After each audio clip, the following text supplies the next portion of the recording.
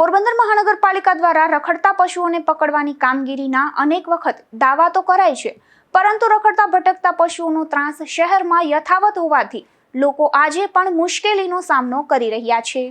પોરબંદર શહેરમાં રખડતા ભટકતા પશુઓનો બેફામ ત્રાસ જોવા મળે છે, જેને લઈ અનેક માનવ જિંદગીઓ પણ મોતના ખપ્પરમાં હોમી ચૂકી છે।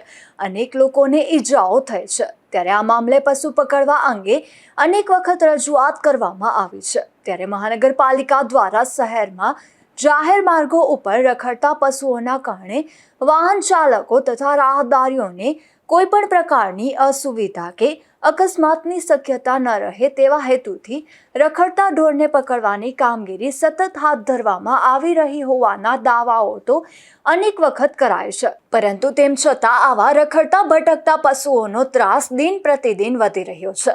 જાહેર માર્ગો અને ગલીઓના રોડ રસ્તા પર અડીંગો જમાવીને બેસતા આવા પશુઓના કારણે લોકોને ત્યાંથી પસાર થવું પણ મુશ્કેલ બને છે। ત્યારે વહેલી તકે પશુ પકડોની કામગીરી તેજ બનાવવામાં આવે તેવી માંગ ઉઠી છે।